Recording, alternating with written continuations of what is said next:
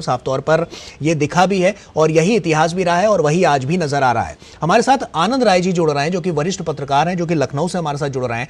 आनंद राय जी, आपसे यही समझना चाहेंगे कि साफ तौर पर जैसा कि हम इसको देख रहे हैं और यहां पर हम देख रहे हैं कि एक गैंगस्टर के फेवर में तमाम राजनीतिक पार्टियां नजर आ रही हैं।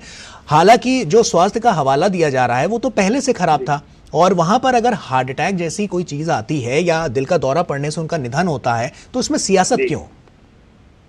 देखिए, किसी की मौत पर राजनीति नहीं होनी चाहिए। इससे आप हमारी बात सुन रहे हैं जी? इससे इनकार नहीं किया जा सकता है कि मुख्तार अंसारी उत्तर प्रदेश की राजनीति में आपराधिक पैठ की बड़ी मिसाल थी। एक जनप्रतिनिधि जो हमारे गिरिडीह जिले के विधानसभा क्षेत्र से 5 बार विधायक रहा है और उसका बहुत लंबा कार्यकाल जेलों के भीतर गुजरा है।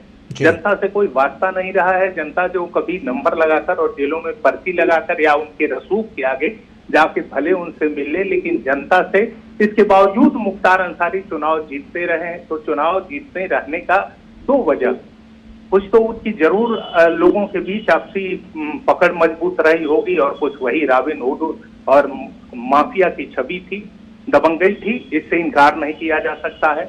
लेकिन किसी की मौत पर राजनीति नहीं होनी चाहिए। जहां तक विपक्षी दलों की बात है तो विपक्षी दल राजनीति कर रहे हैं, पर इसको तो सरकार भी हमें लग रहा है कि अभी घंटे 2 बाद सामने आ जाएगी कि उनकी मौत की जांच हर पहलुओं पर कराने का निर्देश सरकार जारी कर देगी, जहां तक मेरा आकलन है।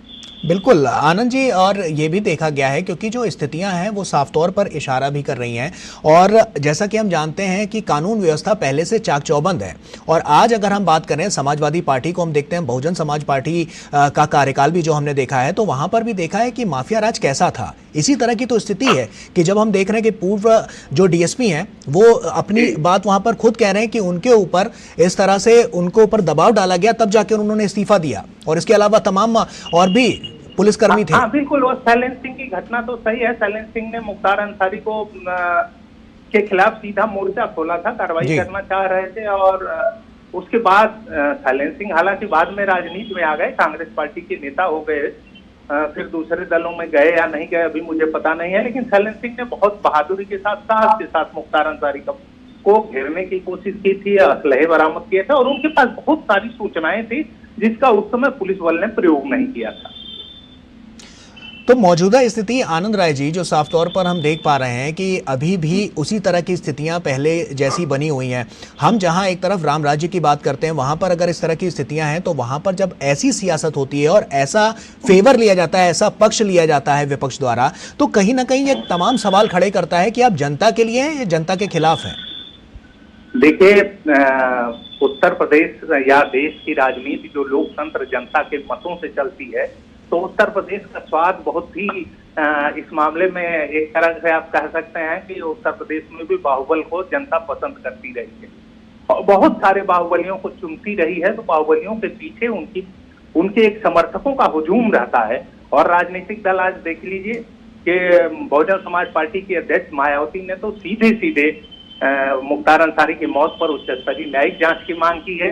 वहीं समाजवादी पार्टी ने, उनके प्रमुख महासचिव राम गोपाल यादव ने भी मांग की है। लेकिन अखिलेश यादव ने थोड़ा सा बचाव करते हुए बिना मुख्तार अंसारी का नाम लिए किया है और उन्होंने सर्वोच्च न्यायालय के न्यायाधीश से जांच की मांग की है। लेकिन साथ में कि पुलिस अभिरक्षा या न्यायिक अभिरक्षा में जितनी मौतें हुई हैं, बिना कोई आंकड़ा दिए या कोई नाम दिए, उन्होंने सामूहिक सारी मौतों की जांच की मांग की है। और बहुत ही जैसे सरकार पर हमला तो करते नजर आ रहे हैं, पर लग रहा है कि पत्थर पे रुई लपेट कर हमला कर रहे हैं, इस तरह से है उनकी मांग। लेकिन सुरक्षा व्यवस्था के अगर हम आंकड़े देखें तो आप पहले की सरकारों में देख लीजिए और आज की सरकार में देख लीजिए, आंकड़े तो काफी बेहतर हैं पहले से। हाँ बिल्कुल, आज तो सही बात है कि पहले तो ये भी इतिहास रहा है कि विधायक और सांसद भी मारे गए हैं सार्वजनिक तौर पर। 2005 में विधायक कृष्णानंद राय की हत्या हुई थी। 1996 में विधायक पासवान की हत्या हुई थी, जो समाजवादी पार्टी के लोकसभा के उम्मीदवार भी थे। और भी बहुत सारे उत्तर प्रदेश का तो रक्त रंजित इतिहास रहा है जनप्रतिनिधियों के खून से। और बहुत लंबे समय से, अरसे से आप इतिहास उठाकर देख लेंगे तो जनप्रतिनिधियों की हत्या होती रही है सार्वजनिक तौर पर। लेकिन इधर तो काफी कमी आई है और कानून का भी शिकंजा बहुत तेजी से कसा है।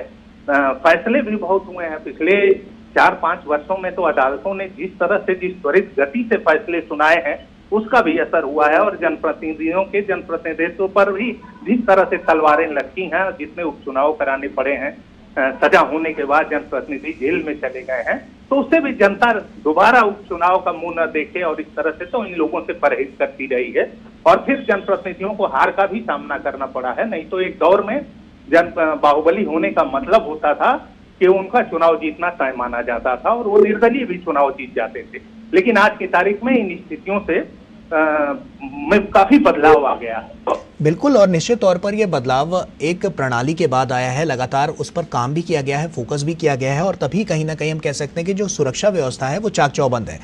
मौजूदा स्थिति जो साफ तौर पर है कि जो तमाम सरकारें हैं जो लगातार हम देख रहे हैं, और इसके अलावा जो तमाम पूरा विपक्ष है उसका समूचा जो खांचा तैयार करने की कोशिश की जा रही है, वो एक अलग साइन यहाँ से दिखाता हुआ नजर आ रहा है। क्योंकि हम जब पैरामीटर सेट करने की बात करते हैं, चाहे पूर्वांचल की बात हो या समूचे उत्तर प्रदेश की बात हो, उत्तर प्रदेश को उत्तम प्रदेश बनाने की जो कवायद है वो लगातार जारी है और ये सब उसी की वानगी नजर आ रहा है।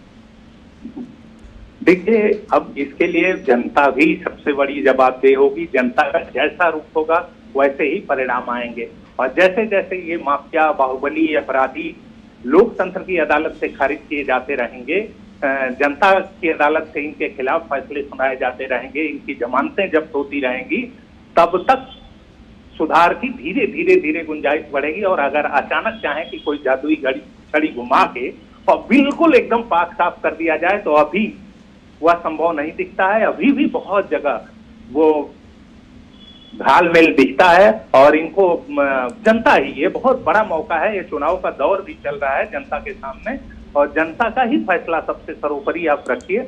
और जनता जो फैसला दे, जनता, मुझे लगता है कि जनता इस दिशा में बहुत जागरूक हो रही है, मतदाता बहुत जागरूक हो रहा है और वो अपराधियों, बाहुबलियों और इस तरह के लोगों से छुटकारा पाना चाहता है। बिल्कुल, ये नज़र भी आ रहा है क्योंकि जनता जनार्दन है और जिस तरह से उन्होंने कई बार इनको जिताया भी और उसके बाद जैसा कि हमने देखा, लेकिन जो पार्टियां हैं वो साफ तौर पर यहाँ पर जिस तरह के आरोप लगाती हुई नज़र आ रही हैं, मायावती की बात हो जाए, अखिलेश यादव की बात हो जाए, तमाम बातें निकल कर सामने आ रही हैं। तो ऐसे में देखिए, राजनीति में तो आप समझ लीजिए में तो यह, इससे भी आप इंकार नहीं कर सकते हैं कि हर दल एक दूसरे पर आरोपित करते हैं, एक दूसरे को कटघरे में खड़ा करते हैं। ठीक है, लेकिन हर राजनीतिक दल को अपने अपने गिरेबान में झांकना चाहिए कि उनका कार्यकाल कैसा रहा है। उनको अपने कार्यकाल की स्थितियों का आकलन करना चाहिए और यह समीक्षा खुद की भी करनी चाहिए कि उनके जमाने में कानून व्यवस्था कैसी थी, उनका राजपाट कैसा था और क्या उनके दौर में इस तरह की घटनाएं हुई और अगर हुई तो कैसी हुई।